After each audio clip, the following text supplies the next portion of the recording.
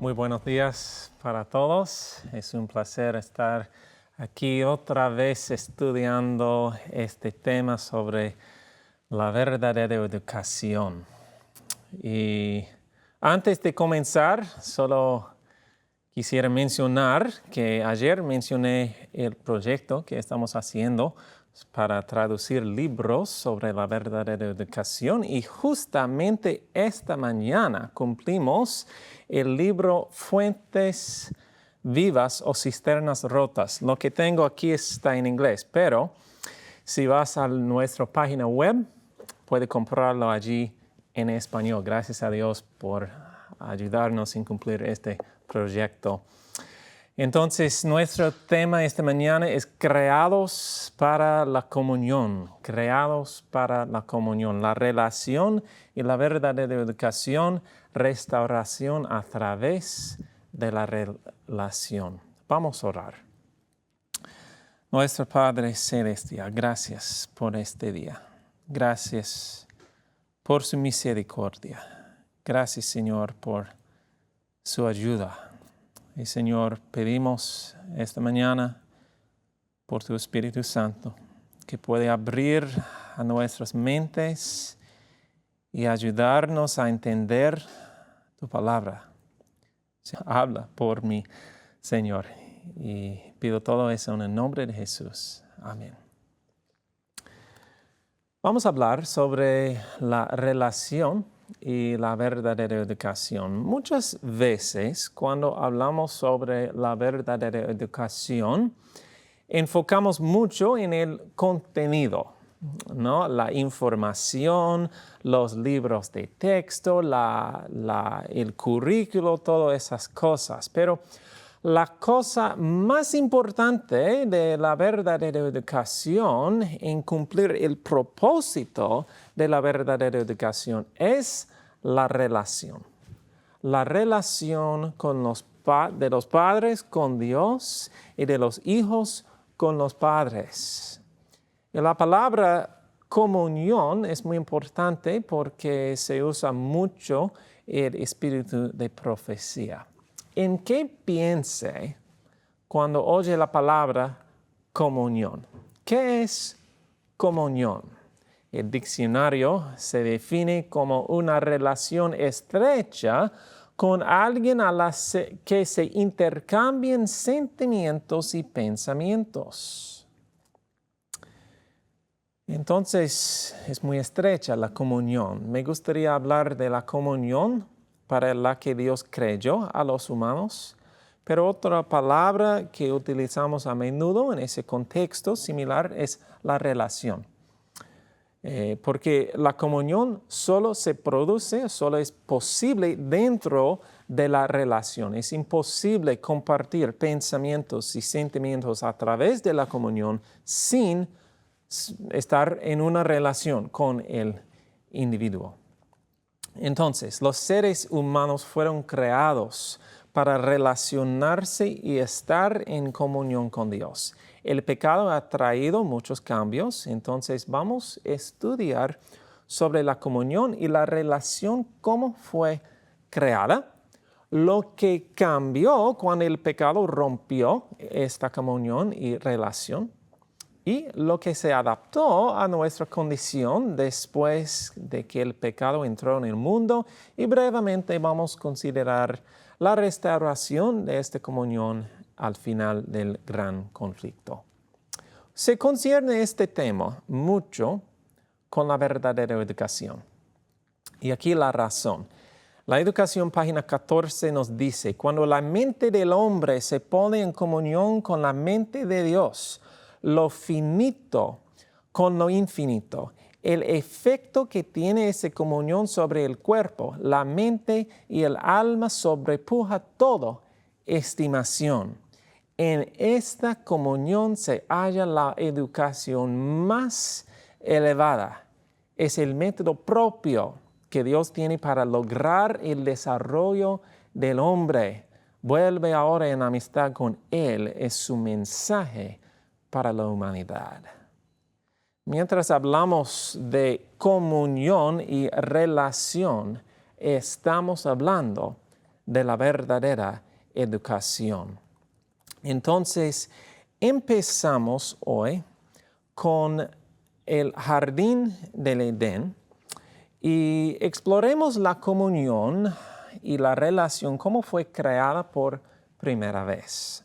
Dios creó un entorno perfecto en el jardín del Edén. De hecho, era una escuela.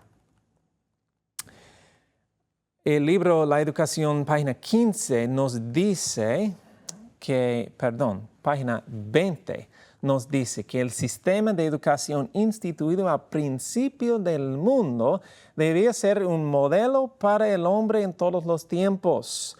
Como una ilustración de su principio, se estableció una escuela modelo en el Edén, el hogar de nuestros primeros padres. El jardín del Edén era el aula, la naturaleza el libro de texto, el creador mismo era el maestro y los padres de la familia humana, los alumnos. Y a menudo nos centramos en la perfección del Edén.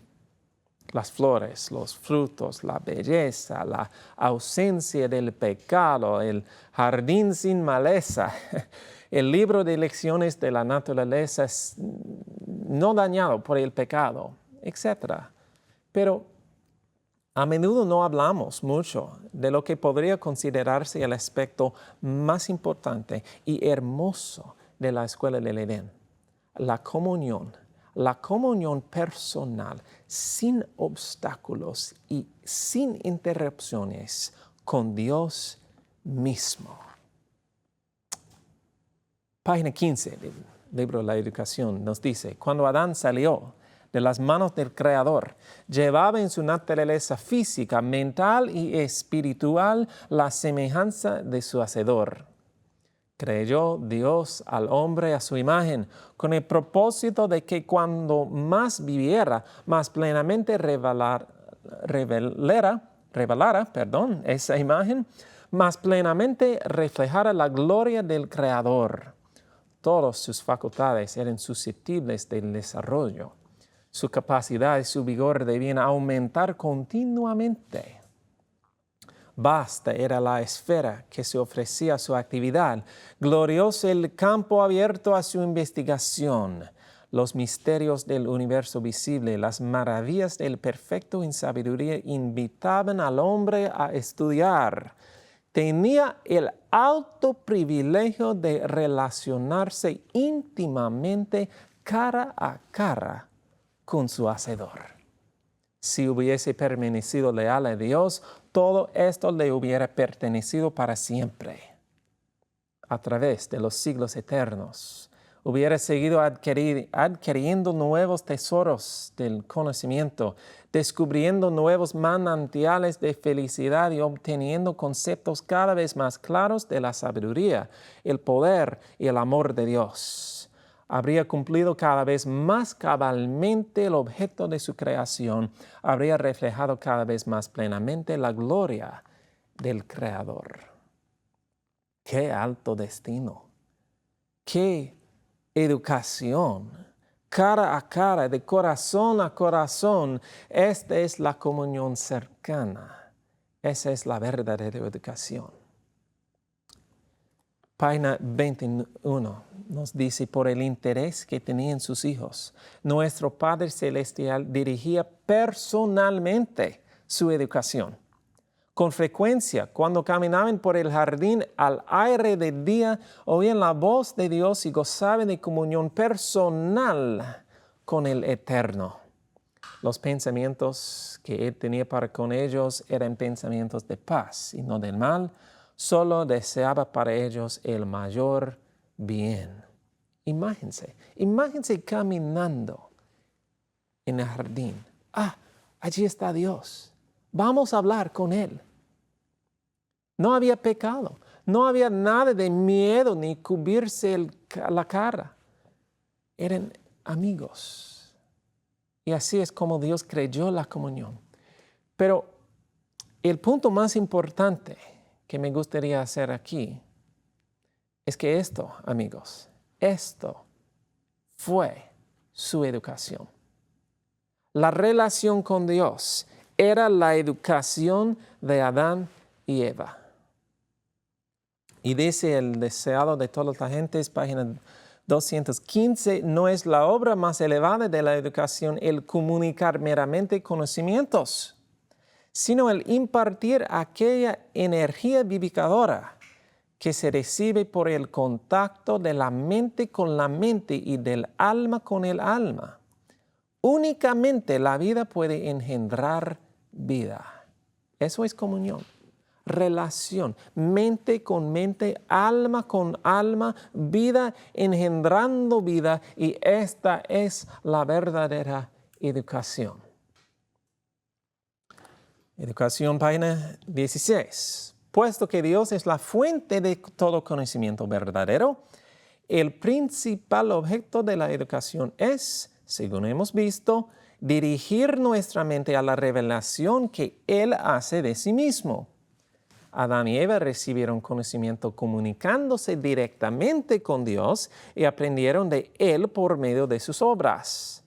Todas las cosas creadas en su perfección original eran una expresión del pensamiento de Dios.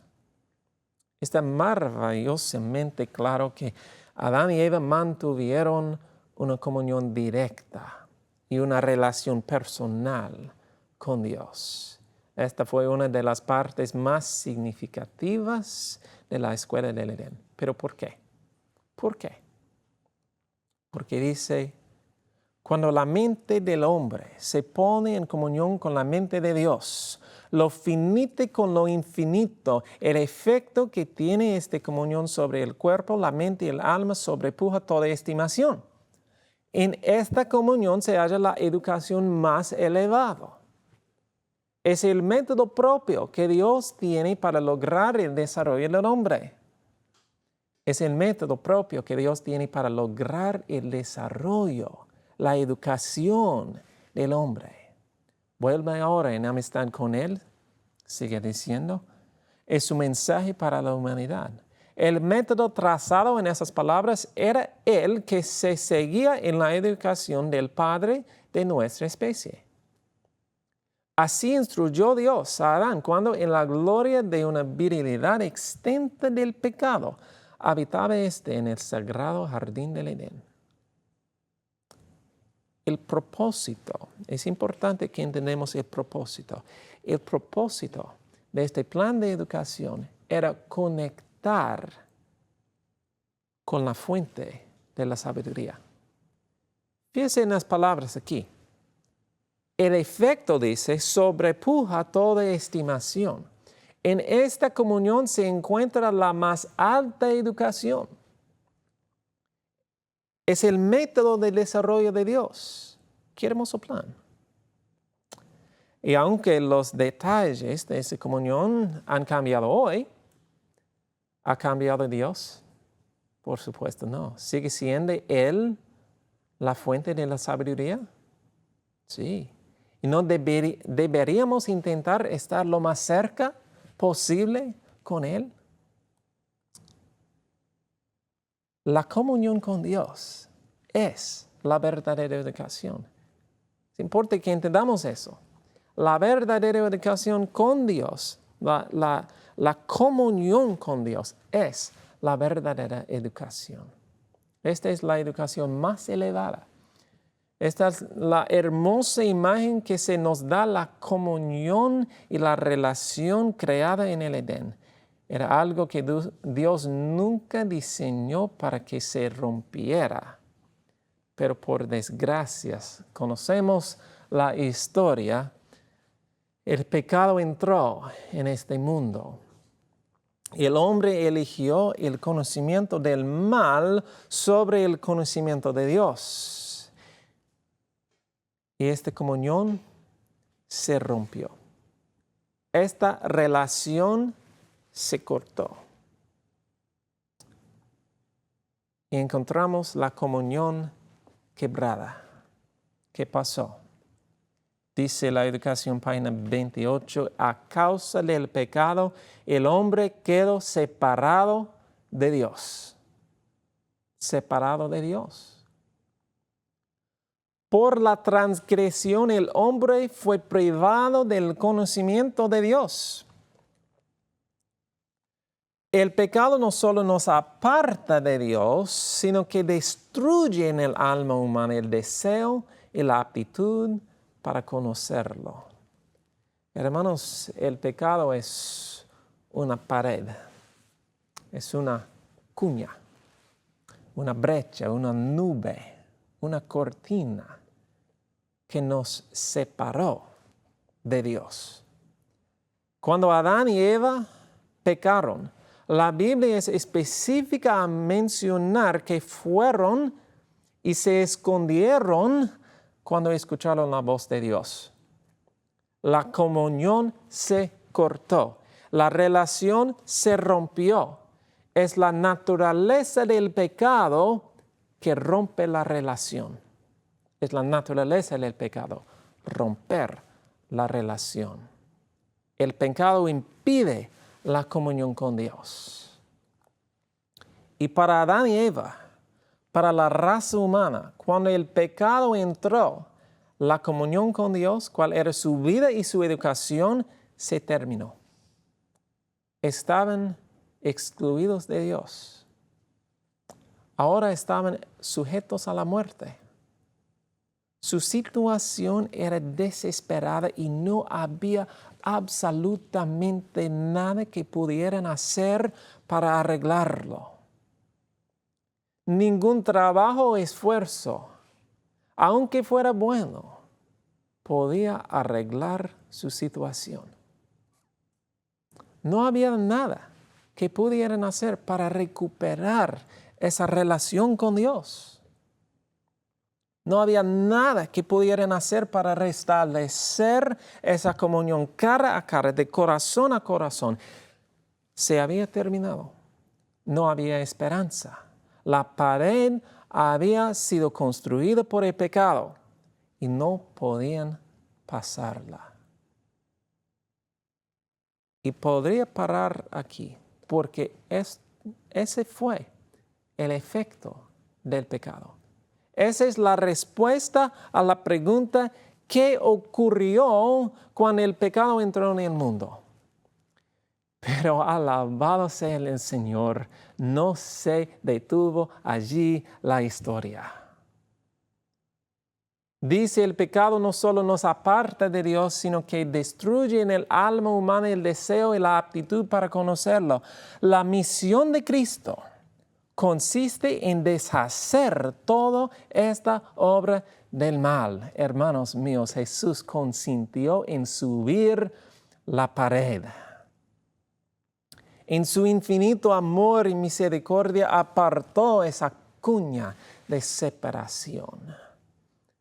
Tendió una puente sobre esa brecha y con su gran brazo de amor llegó a conectar de nuevo a Dios al hombre. Con su vida de sacrificio despejó la nube que oscurecía el conocimiento de quién es Dios.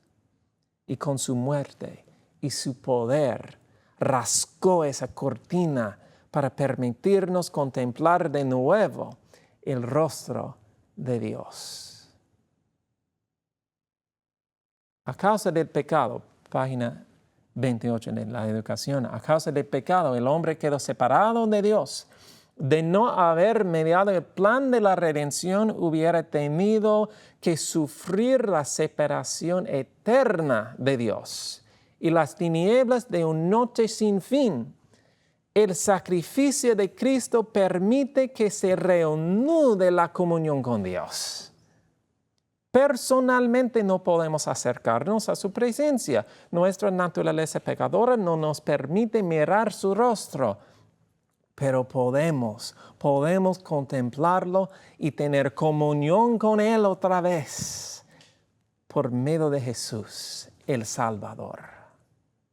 Gracias a Dios. Dice Educación, página 30. Aunque en condiciones distintas, la verdadera educación sigue siendo de acuerdo con el plan del Creador, el plan de la escuela del Edén, que tenía esa comunión.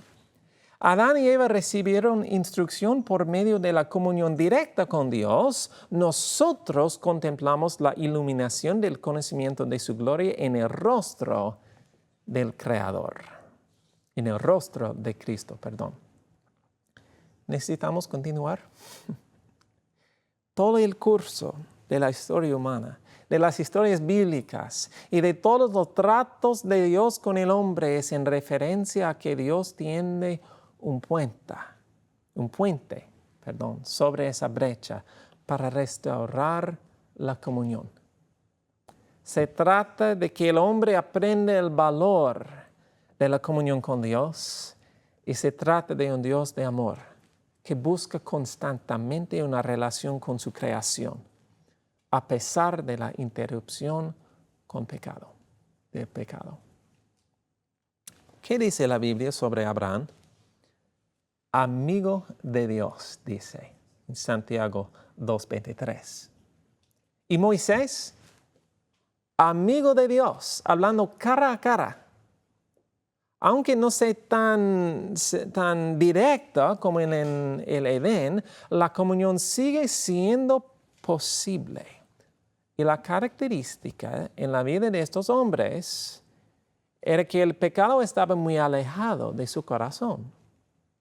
Pudieran entrar en estrecha comunión con Dios porque el pecado ya no los separaba. ¿Y no es eso lo que Dios quiere hacer con nosotros? Y Jesús lo hizo posible, esa relación. Y como la ilustración más grande del gran deseo de Dios de tener una relación con nosotros, tenemos la vida de Jesús. Es la mayor ilustración del amor de Dios. Pero más específicamente del deseo de Dios de estar cerca de nosotros. ¿Qué dice Juan 1:14?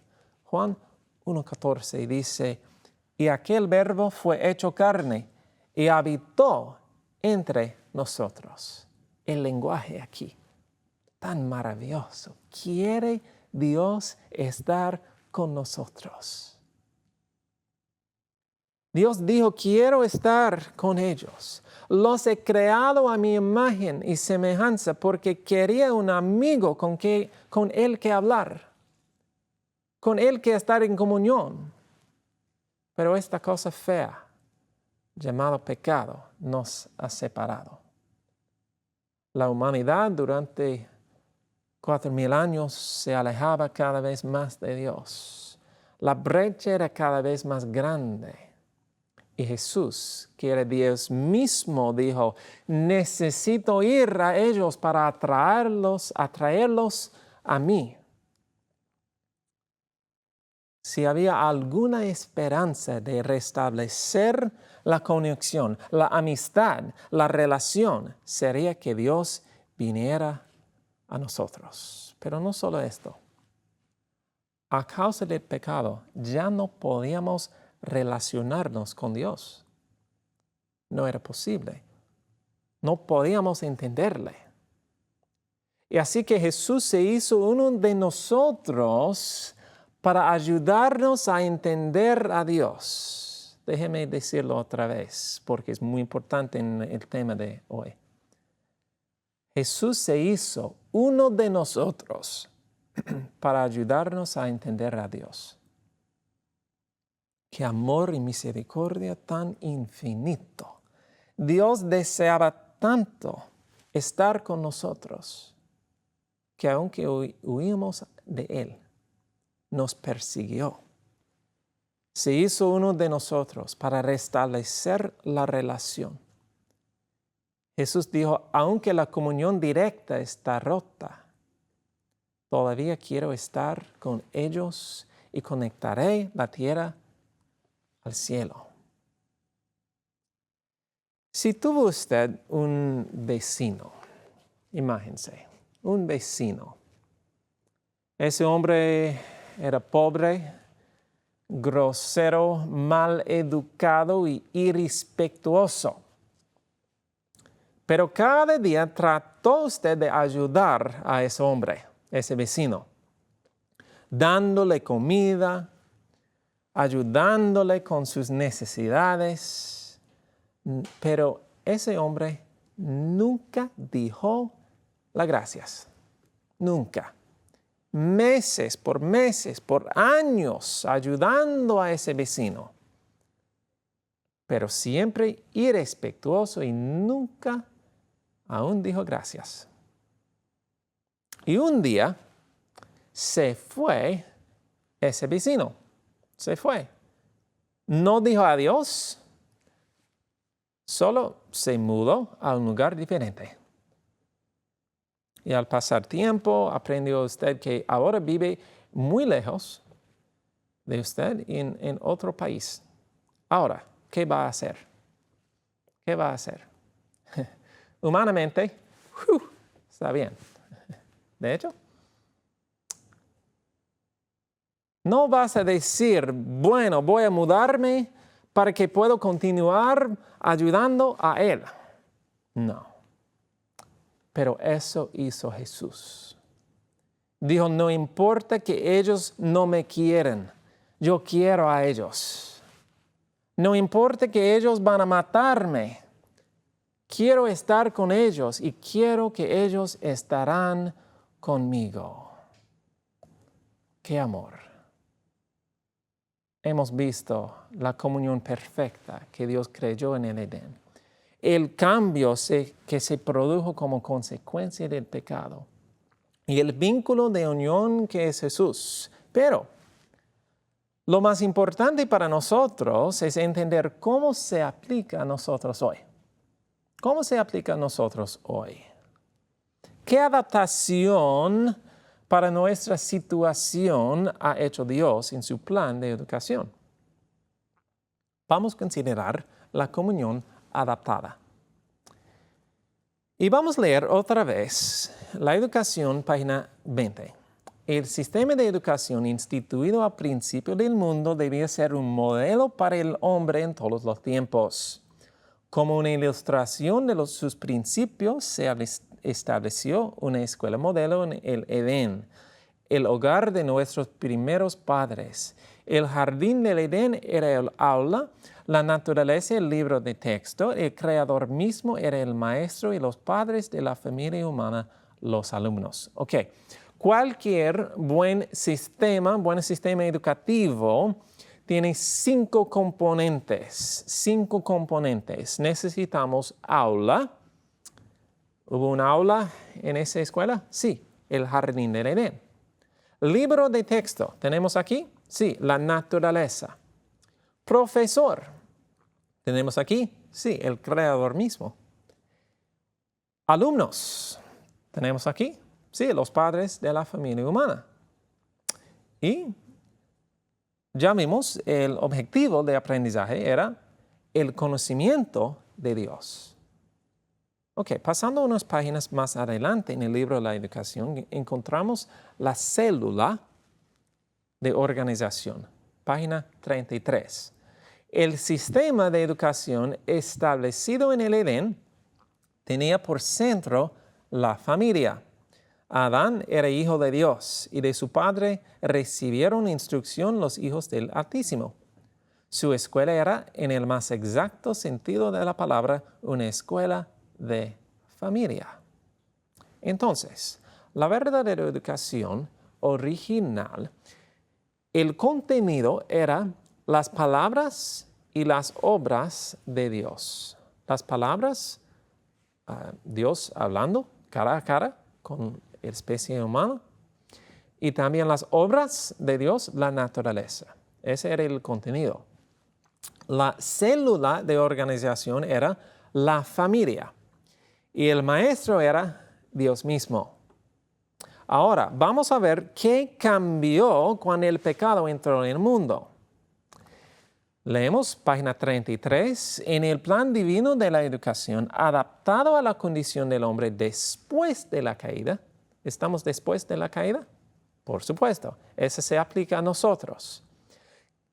En el plan divino de la educación, adaptado a la condición hoy, Cristo figura como representante del Padre, como eslabón de unión entre Dios y el hombre, Él es el gran maestro de la humanidad y dispuso que los hombres y mujeres fuesen representantes suyos. La familia era la escuela y los padres eran los maestros. Ok. En esta adaptación a nuestra condición, ¿se quitó Dios el jardín como el aula? No, no quitó el jardín. Todavía hoy la agricultura puede ser una aula. Ok, ¿se quitó la palabra de Dios y la naturaleza como los libros de texto? No. Se añadió la Biblia, por supuesto, pero siguen las palabras y las obras de Dios como los libros de texto. ¿Cambiaron los alumnos o siguieron siendo los humanos? Por supuesto, todavía los humanos. ¿La estructura familiar se quitó después de la caída? No, Satanás está atacando la estructura familiar, pero Dios no quitó. ¿El objetivo de aprendizaje, como el conocimiento de Dios, se quitó? No, por supuesto no. Entonces, ¿qué cambió? ¿Qué cambió cuando el pecado entró en el mundo? Cambió el maestro. Cambió el maestro. No era posible que Dios mismo habla cara a cara con los seres humanos. Esa comunión directa no era posible ya. Así que Dios dispuso un sistema de representantes en sustitución de Dios directa al humano. Ahora es Dios a Jesús, Jesús a los padres y los padres a los niños. Dice, Cristo es representante del Padre. Y dice también, los hombres y mujeres representantes de Jesús. La familia, la escuela, los padres, los maestros. Entonces, lo que vemos surgir de esta adaptación al plan de educación a nuestra condición hoy en día es un nuevo nivel de la responsabilidad de los padres. Un nuevo nivel de responsabilidad de los padres. Hay un nuevo y más profundo nivel de la relación padre-hijo que no existía antes de que el pecado entrara en el mundo. Originalmente, por ejemplo, unos ejemplos. Originalmente en el jardín, Dios caminaba y hablaba con sus hijos humanos. Ahora, Él habla, ha permanecido, pero son los padres los que deben caminar con sus hijos en el jardín. Otro ejemplo. Adán y Eva estudiaron el libro de la naturaleza con Dios allí instruyéndoles personalmente. Ahora son los padres los que ayudan a instruir a sus hijos mientras estudian el libro de la naturaleza y la Biblia. Originalmente Dios se comunicaba directamente como padre a sus hijos humanos. Ahora ha diseñado un sistema de representantes para que la hermosa unidad familiar pueda ser preservada. Es como si Dios está diciendo a los padres, ya no puedo estar personalmente con vosotros, tendréis que hacerlo con vuestros hijos en mi lugar. Y ese objetivo de aprendizaje original, el conocimiento de Dios, no ha cambiado, por supuesto. Y Dios diseña que los niños deben ver, deben experimentar el carácter de Dios a través de la relación con sus padres. Pero quizás algunos de ustedes están diciendo que me estoy desviando un poco del camino, porque he dicho que es como si Dios les dijera a los padres que, puesto que Él no puede tener esa relación personal, en realidad, tienen entonces los padres tenerla con sus hijos en su lugar. Dios ya no puede tener una comunión directa. Así que ha pedido a los padres que lo hagan. Es un poco fuerte, ¿no? No es como decir que los padres están en el lugar de Dios. Y de hecho sí. Pero estos no son mis palabras, hermanos. Patriarcas y Profetas, 280. Dios mismo, que les impuso la responsabilidad de guiar las almas puestas bajo su cuidado, ordenó que durante los primeros años de la vida los padres estén en lugar de Dios respecto a sus hijos. Qué solemne, es una responsabilidad muy grave. Pero permíteme decirlo con palabras más aceptables. Tal vez sea un poco fuerte, aunque no sean mis palabras. Permíteme decir eso. Los padres deben representar el carácter de Dios a sus hijos. Todos están de acuerdo con eso, ¿no? Los padres deben representar el carácter de Dios a sus hijos. Ciertamente. Los padres deben representar el carácter de Dios a sus hijos. Pero, ¿qué carácter? ¿Qué carácter? ¿Cuál es el carácter de Dios? Es un Dios que se centra en una relación con sus hijos. Es el carácter de un Dios que quiere estar con sus hijos.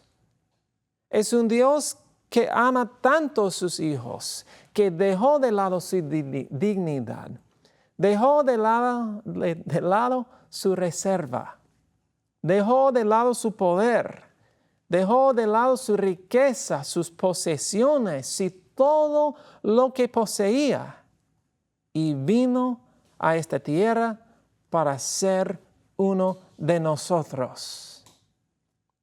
Y si los padres han de representar el carácter de Dios a sus hijos, tendrán que representar el carácter de un Dios que está dispuesto a hacer cualquier sacrificio para estar con sus hijos.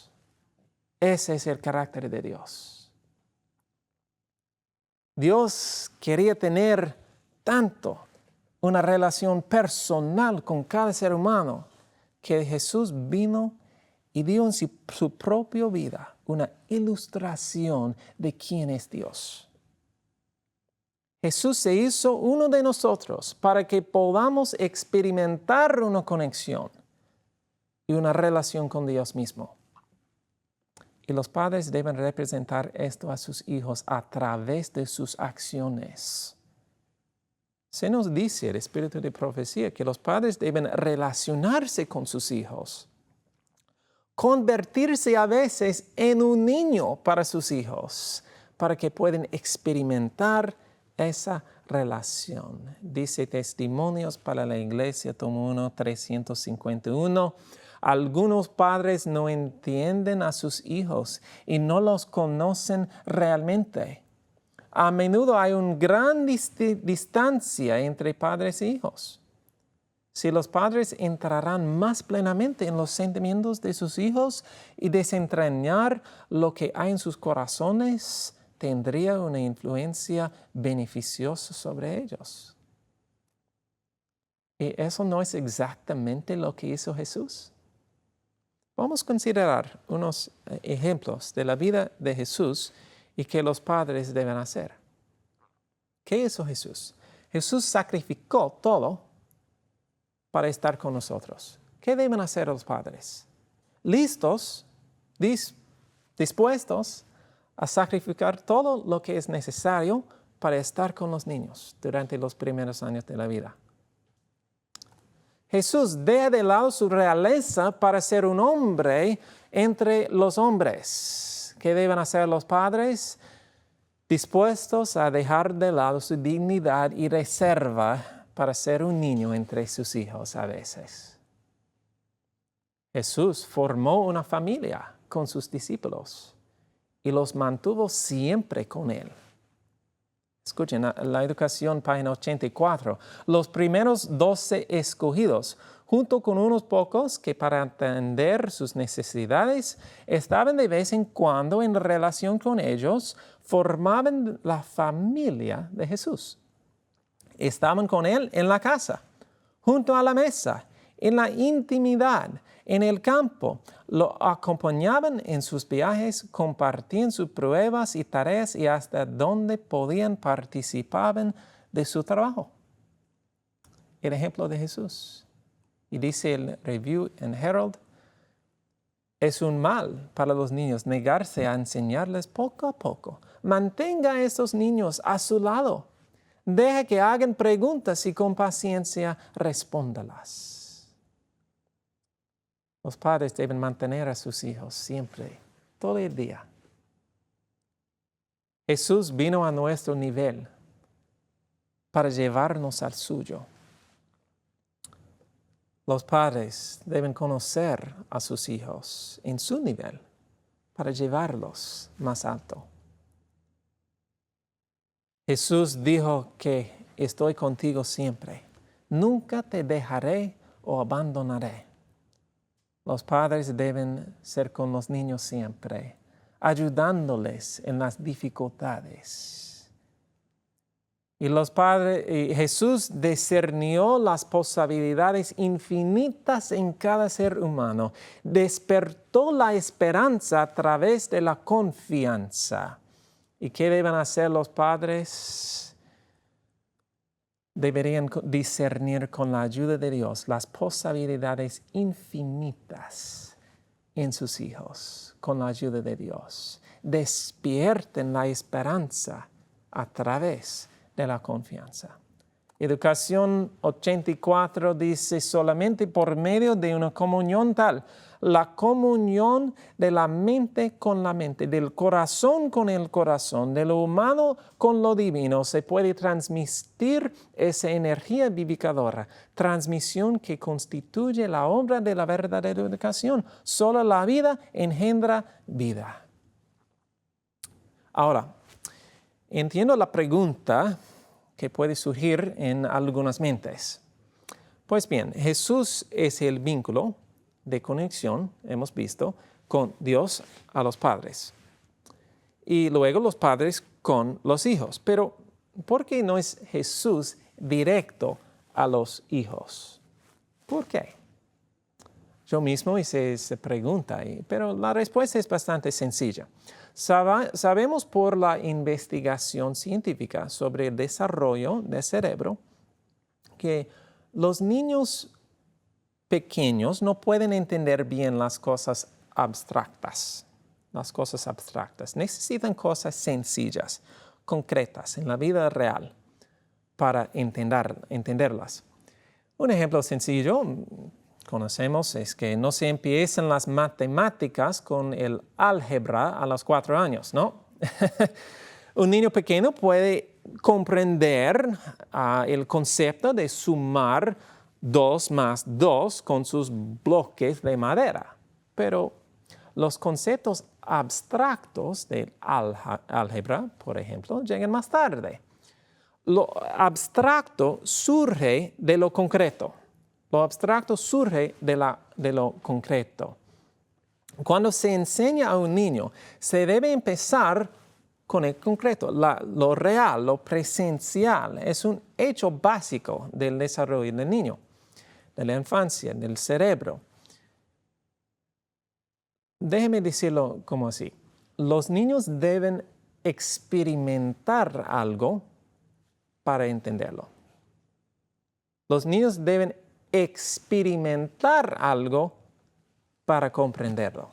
Entonces, Dios quiere que cada uno de nosotros entienda lo que es tener una relación con Él. Pero es algo un poco abstracto, ¿no?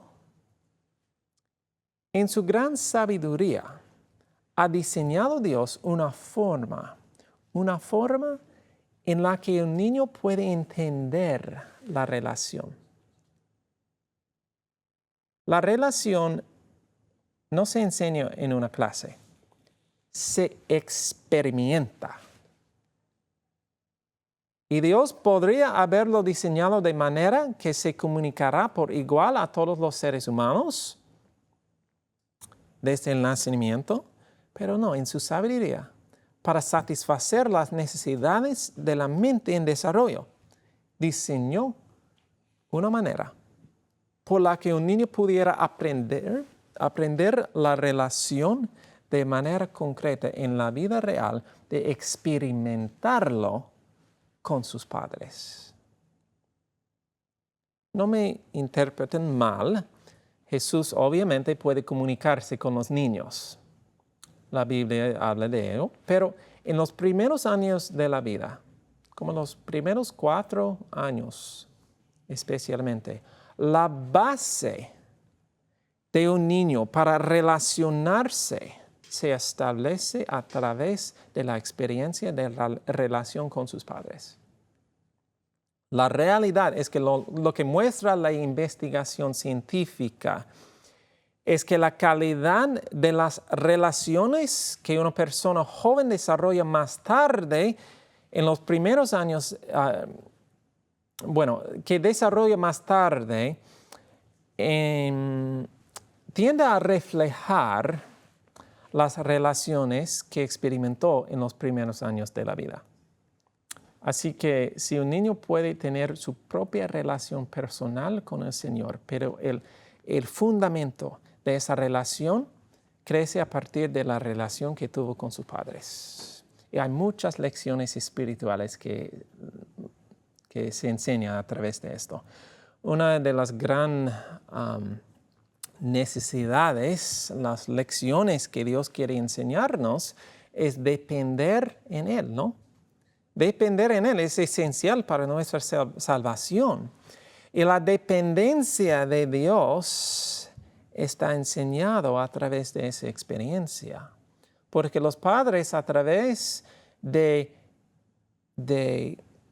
ponerse en lugar de Dios ante a sus hijos, aprenden por esta responsabilidad muy grave a depender en Dios. ¿Y qué aprenden un niño pequeño? Aprenden a confiar y amar a sus padres para todo lo que necesitan. Y eso les capacita para depender de Dios. Aprenderán el principio de la dependencia de Dios a través de la experiencia de depender de sus padres.